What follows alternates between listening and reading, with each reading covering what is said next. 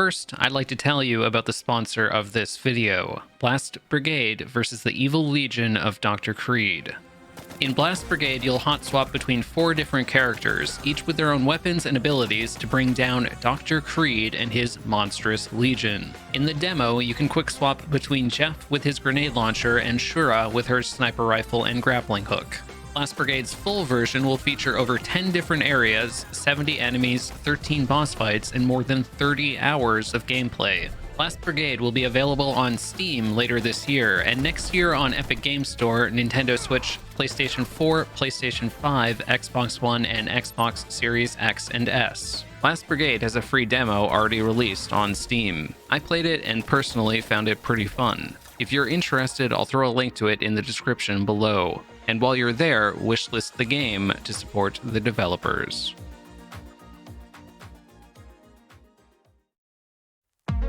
In Hollow Knight, Geo is the game's currency, and in normal playthroughs, players typically spend a lot of it. Unlocking stag stations for fast travel requires Geo, purchasing charms and optional upgrades requires Geo, and buying tolls to enter different areas also requires Geo. In the any% speedrun, players collect and spend thousands of Geo throughout the run, but in the deepest, darkest depths of Hollow Knight's category extensions leaderboard, there exists a category that forgoes all of this: the Zero Geo speedrun.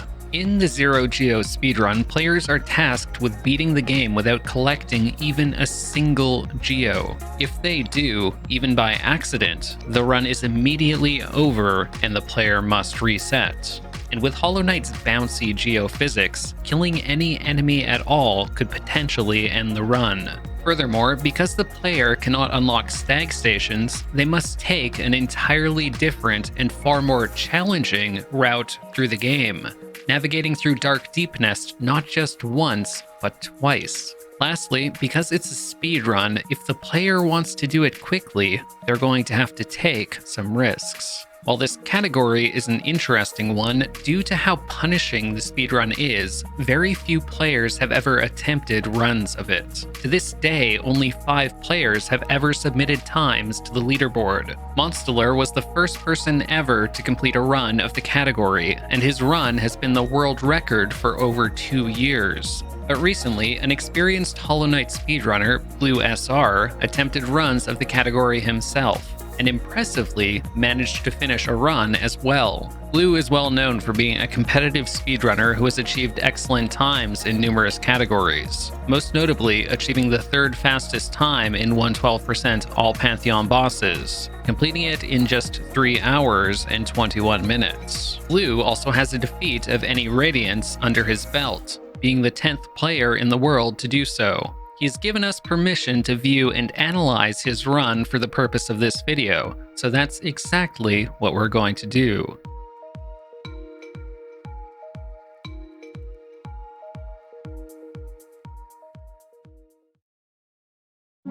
While parts of the speedrun remain the same, most of the run is quite different from your typical any% run. In the early game leading up to Mantis Claw, the route is the exact same, but there are spots throughout the run where the player is forced to kill enemies. As an example, let's watch how Blue dealt with the Aspid Arena. Because Blue knew he had to move up and to the left for the double spike kill, Blue took note of the Geo drops from the first Aspid. That's looking like a good position. All of the Geo is neatly locked into that corner. Whoa, whoa, whoa, that was close.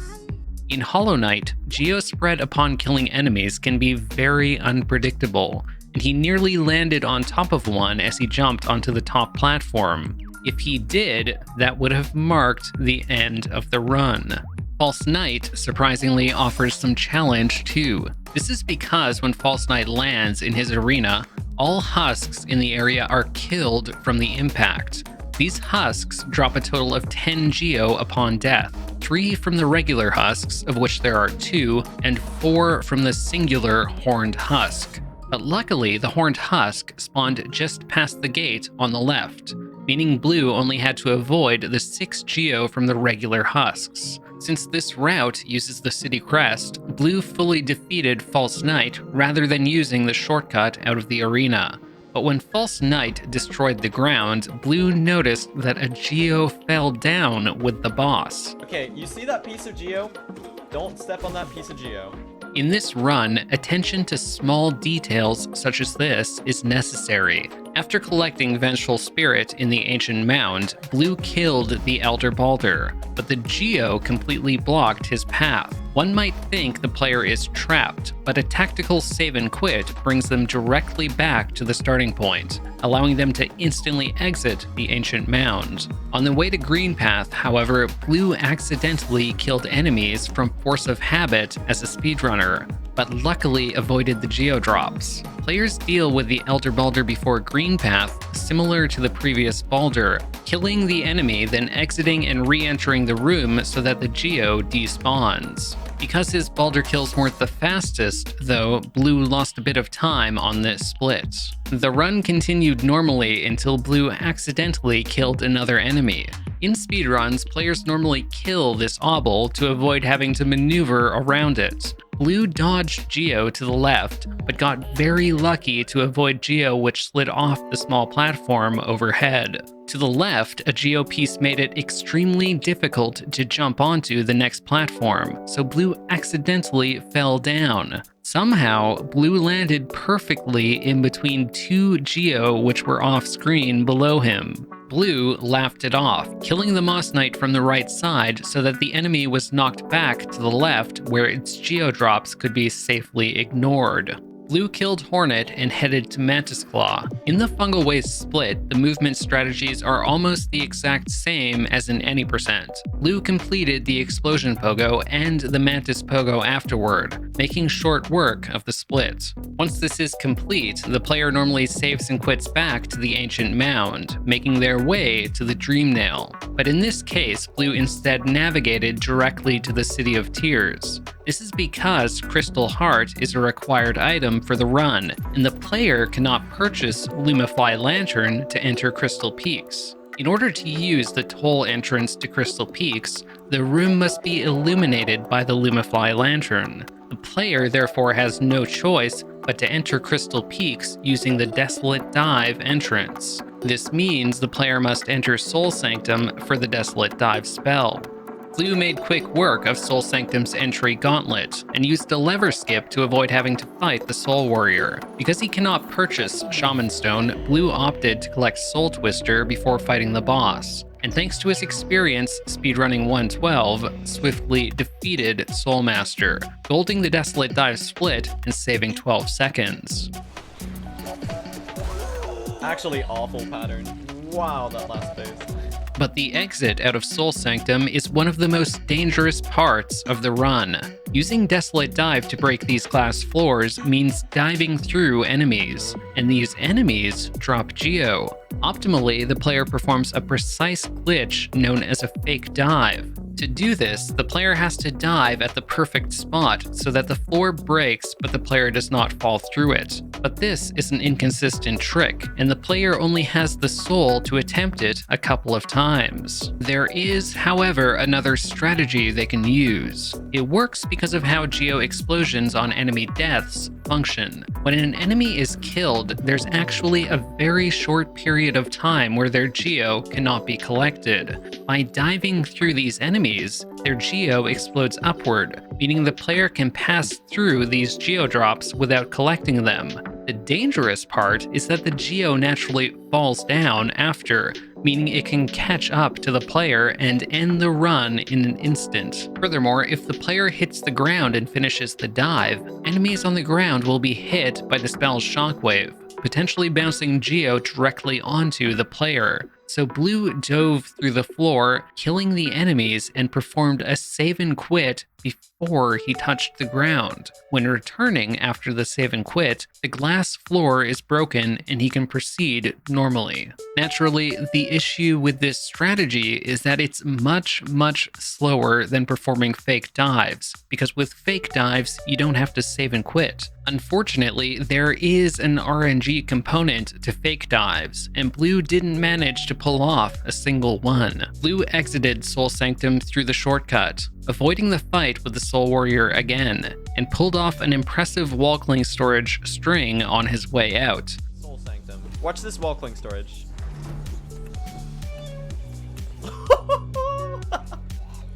Let's go! Because he couldn't purchase the city storeroom stag station, Blue had to exit City of Tears through the Fungal Wastes entrance, making the long trek to Crystal Peaks and sitting on the Forgotten Crossroads hot spring bench along the way. Crystal Peaks is roughly the same as in the normal any % run. Blue nailed Pogax after entering and made his way to Crystal Heart. Blue then made his way to Descending Dark. Because this route moves from Crystal Peaks to Dreamnail, it's reasonable to take the quick detour to get an upgraded spell, especially given the fact that Vengeful Spirit is significantly weaker without Shaman Stone, as its smaller size makes double hits far less likely.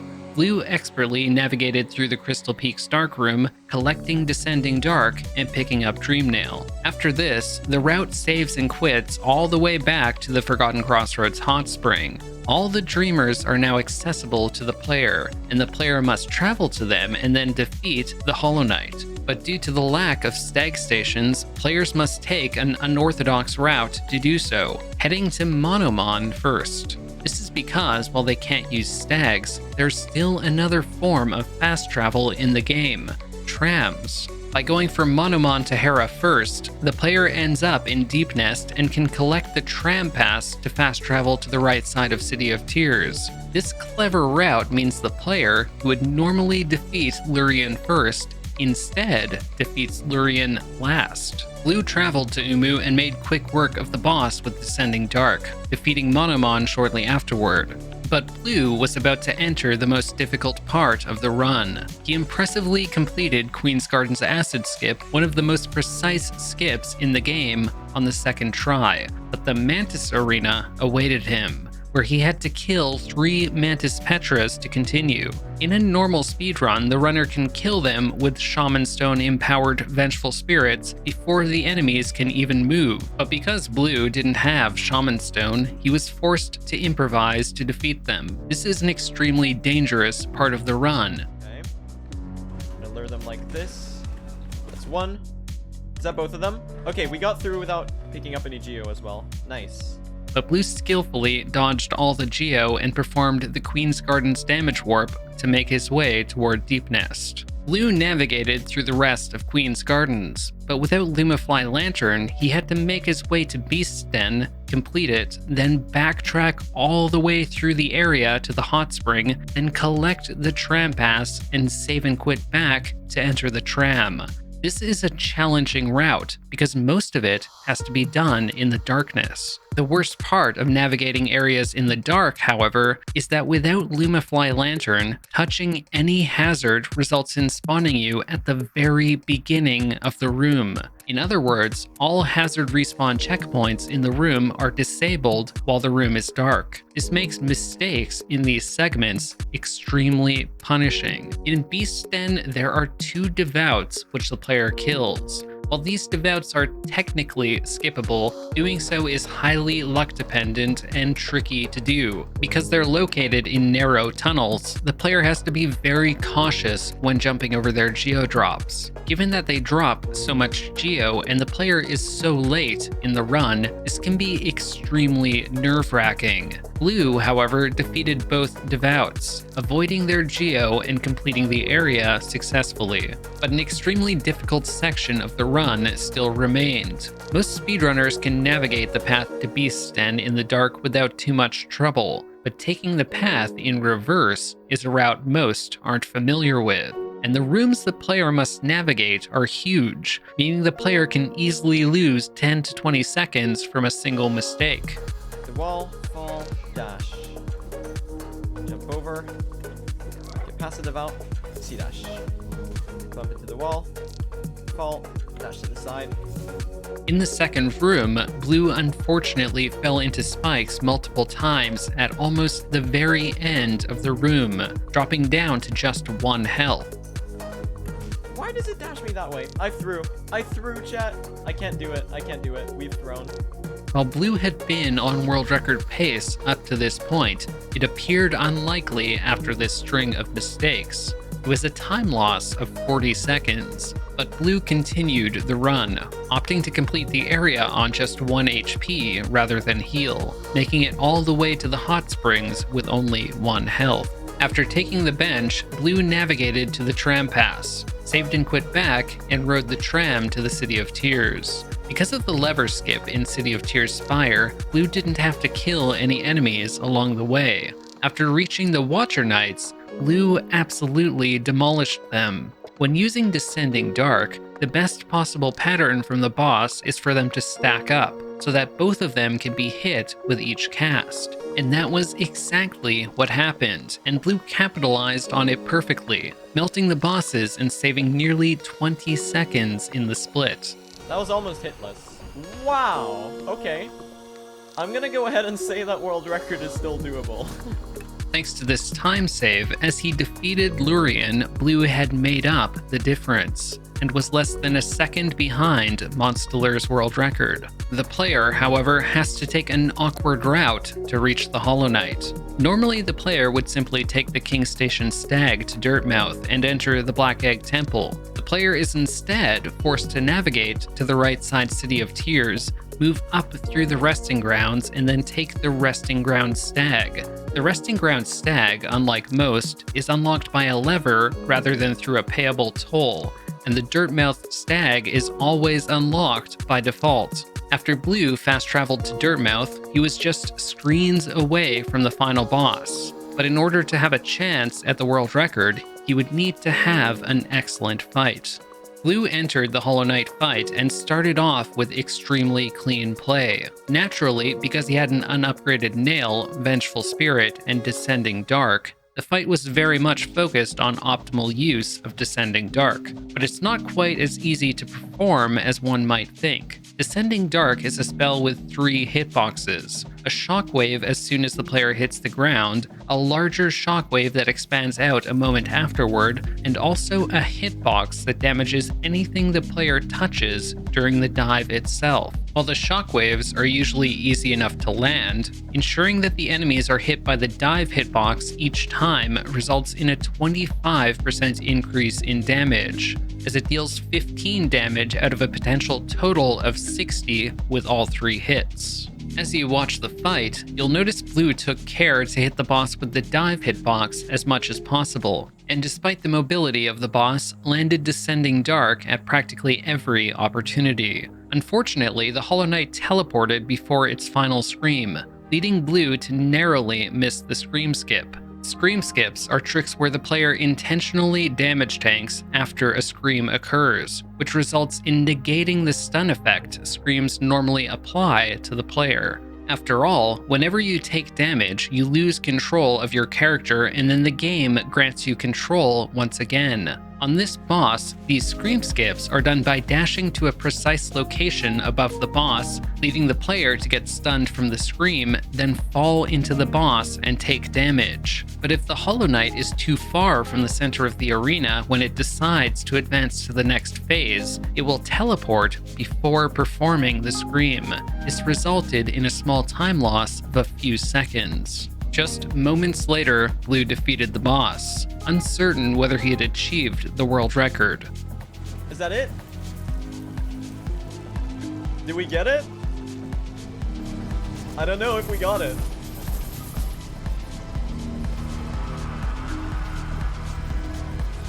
We got it, let's go!